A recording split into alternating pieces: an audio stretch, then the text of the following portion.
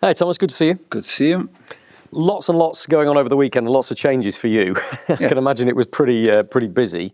Can you update us on the kind of conditions of those who've left?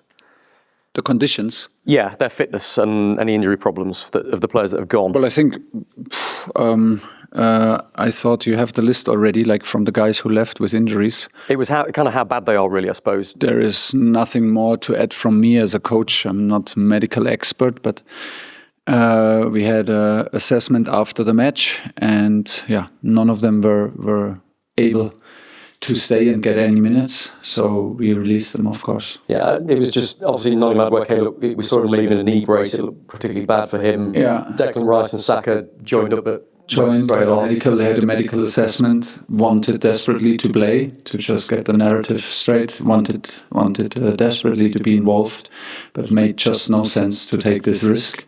If it would have been maybe a last game of the season, we would have kept them and tried everything, but in this moment of the season, it did not make sense. The risk for making it worse was just way too big. They were both in discomfort, clearly in discomfort when we did the medical assessment, so it made absolutely no sense that they stay.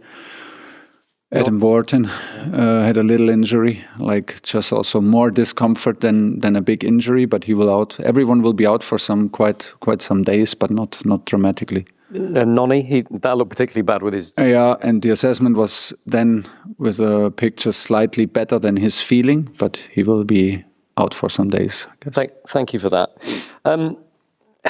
Are you any closer to... Are you closer or further away from knowing what you'd like to do if Harry Kane's not available? Good question. You see in my answer already that I'm maybe not close. Not close. I have some ideas, but I will not make them public. I'm happy that Harry is in camp and back in camp, our skipper and captain and goal scorer, and he will lead the team tomorrow on the pitch. So this is where we focus on. We have some options. Good man. Sami Mokbel here. Hi, Thomas. In terms of the withdrawals, are you realistic? Do you take a realistic view in that there, at this stage of the season, there are always going to be a number of withdrawals given the level of fatigue? And are you disappointed with the number of pullouts this time? Disappointed but not disappointed with the players, but just disappointed with the fact. Of course, we want to have everyone in good spirits and in health, but it's just, like you said, it's just the reality of the season. It's the reality of end of March. It's the reality of having players in European matches involved and in more than just one competition, with all the cups going on. So that's just the reality of it. You are well aware that we gave the players some time to rest, players who had 3,500, 4,000 minutes already. We have players in camp and gave players a rest who played already more minutes than the complete last season. So there are some red flags and there's some concern. I think the players needed and deserved the mental rest from mental break from football, and we could see it. Like we could see the energy with which they came back into camp, and to reconnect now in a new environment, I think helps them a lot to go then back also to club and perform. We want them to play good for their clubs. We want them to perform in their clubs. But also, of course, the reality as well is that it's our last camp before we leave to America. So we want also our principles. We want to reconnect to our principles. We want the group to reconnect. So yeah, it's disappointing, but I'm not upset with the players. I'm not angry with the players. I got the feeling that everyone was desperate to come. Some of the injured players even stayed to do their treatment here, start their treatment here. That just shows me they want to be around the group. No one left straight away. Everyone stayed, had another dinner, had another night, had another breakfast, because it's a good spirit, and that's how it should be. Everyone was more affected to leave than being able to stay. But as you said, it's a reality. We will have a strong team tomorrow. We made the right decision. We have a full squad to select from. Today everyone is in training. 21, 22 outfield players. So we have full choice, and we have some fresh legs back. So excited for tomorrow. And can I ask you a question specifically about John Stones, one of the withdrawals? Yeah. Would probably unusual circumstances be in your team starting, I presume. But given the difficulties he's had this season with injuries and now potentially playing minimally between now and the end of the season, how do you view that situation with regards to it's not ideal. It's not ideal for John and not for us, of course. And John was gutted that he had this minor incident again, which was not a big injury, but just like minor. And giving the history, we had to be careful. It did make no sense to push him through and try stuff to make things even worse. He has a lot of credit with me in the bank still.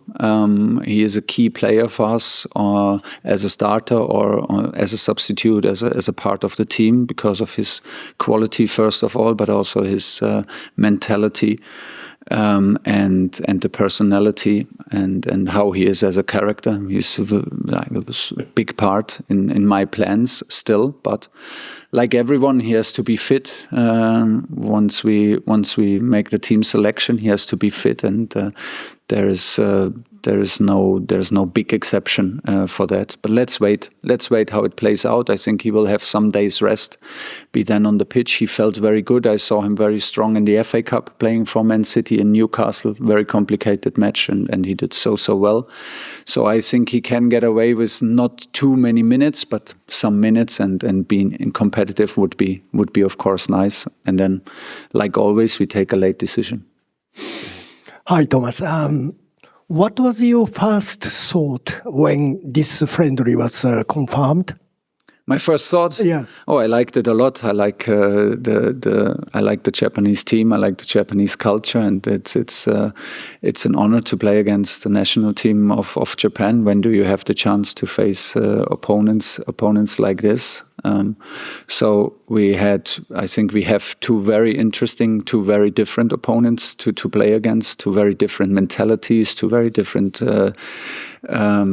styles of play. And we were excited about it, to have the possibility. But once you start looking deeply and you start looking into the quality and the way Japan plays, I think they have one loss in 17 matches. Very, very good run of results. They're well drilled. And you see all the quality, then you know that you need to be well prepared, and we need to be ourselves on our top performance to be able to win. You coached two Japanese players, didn't you? Yeah. And then, you saw quite a few Japanese players, particularly Bundesliga.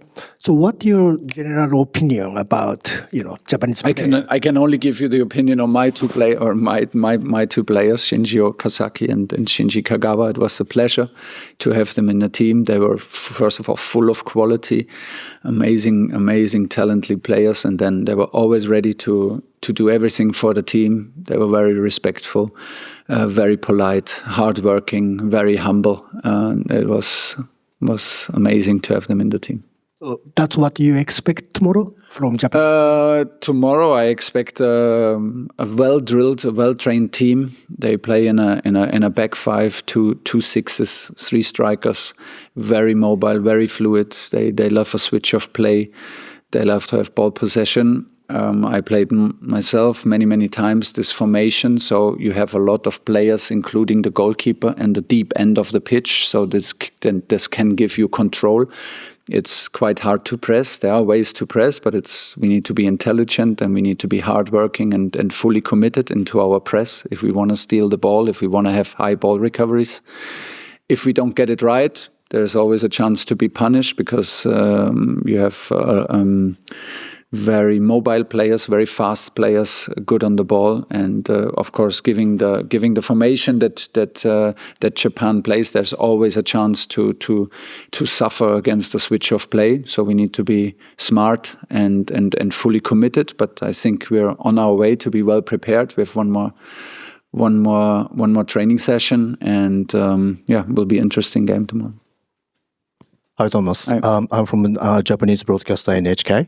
I'm sure you've watched the Japan's game against Scotland. Yeah. And what did you take away from the game? And what do you think worked for Japan, what the strengths was, and also maybe like if you found any weakness there?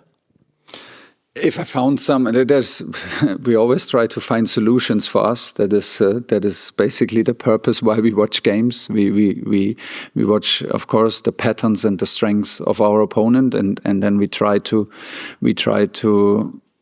flip it around and have the emphasis on our strengths and where we think we can hurt them. And this is always the same. I think I explained the way that Japan plays already. There's nothing to add. The game against Scotland, I think there will be a lot of changes. I think there will be 7, 8, maybe even more changes in the starting lineup. So we watched several matches. We watched them against Mexico. We watched them against Paraguay. We watched them against Brazil. I think we are well prepared. We see the same patterns over and over again. If you watch the goal against Scotland, you see a well-drilled goal with a switch of play from wing-back to wing-back through both number 10s. This is basically the key in their game, I would say. And we need to be aware of it. We need to be aware of the details, which side of the player we attack. And like I said, we need to be fully committed, which we are, and have some fresh legs, and it's a good game. And as we have like quite a few familiar faces who play for like a Premier League, obviously that's knowing the style of like English players, and they know about their players as well. So Kaoru Mitoma from Brighton in particular, how do you rate his quality? He might start, I don't know, but what would you think? I think he will start, no? I think he will start. How would you stop him? I think he will start on the number 10 position. It's difficult to stop him. It's always a team effort. First of all, is maybe the best way is to stop the supply into him. Because he loves to turn. He loves to turn in both directions. He's strong on the dribbling. He's strong in acceleration. He's a very, very good player. He shows it every 3 days for Brighton. So we will be aware of him. But like I said, it's a team effort. It matters about the details, it matters that we stop the supply. It matters that we get our press right and attack from and push them. And push them into the pressure where we want to have the pressure. But of course, there are quality players on the pitch. Okay, if you give us the microphone back, and we'll go Henry next. Henry. Hello to help. My name is Yoichi from Japan. You talk about Japanese culture. So, what kind of Japanese culture do you like? Well, I had the chance to visit your country, I think twice, and for football, and the level of the how we were like welcomed, and the level of hospitality, the level of respect was always outstanding. It is the way of living, the way you're like the Japanese way into the way of living, into coffee shops, into fashion is just fascinating to see, and it's just throughout the culture, which is very, very interesting, and of course very different from our culture. But it was always a pleasure to spend time in your country and to be welcomed and to dive in these kind of new cultures. I think you see it in the way that I saw it in the way that the players were with me, and they were in the team. The players that I trained, like I said, was very respectful, and they were the best teammates you can wish for. Always ready to train, always ready to play, always ready to adapt and to do what's necessary for the team. Very respectful, very humble, and that's basically it. And you talk about humbleness, but in Japan, we declare to win the World Cup this time. Yeah. Officially. Good. What do you think about that? Good. I mean, it's important to dream. I think it's important to dream, and it's important. I'm not sure if it's important to declare your dreams, but if you do that, fair enough, because everyone who's qualified has a chance to win it, of course. It's important to dream. It's allowed to dream, and I think it's allowed to have the question hanging around, like what if? Is it possible? Do we maybe make the unthinkable into a reality? So fair enough. I think you have a strong team, well-coached team with good players. So the question is, why not? And the same question for us. Thomas, hi. You're obviously totally focused on England, but when you look or you hear some of the other results, like France's A team beating Brazil, France's B team beating Colombia, Spain beating Serbia in the recent days, where are England compared to those teams? I don't know because you cannot compare. I mean, you saw our lineup and you saw our opponent, and it's just results. It's just March. We are happy with the way we did our camp until now. I like the energy and I like the quality of the camp. I like the way we played. I know it was maybe not the nicest watch on TV or in the stadium as a spectator, but I know against whom we played, against a well-coached and maybe best possible lineup of Uruguay with a lot of new players, a lot of new guys, even in camp, a lot of new guys on the pitch. And I think we got a lot of things right. Not throughout the 90 minutes, but in most of the phases, we got the things right that we wanted to get right. We need to have these kind of tests now to get to know each other better. And then we have still time. It's coming fast, but we have still time to be prepared. And if you turn it around, do you think Brazil will not be prepared in May or June? I think they will be prepared. And once you arrive in June in the US, you don't think anymore what you did in March. You play knockout football, and then when it matters, and we will be ready.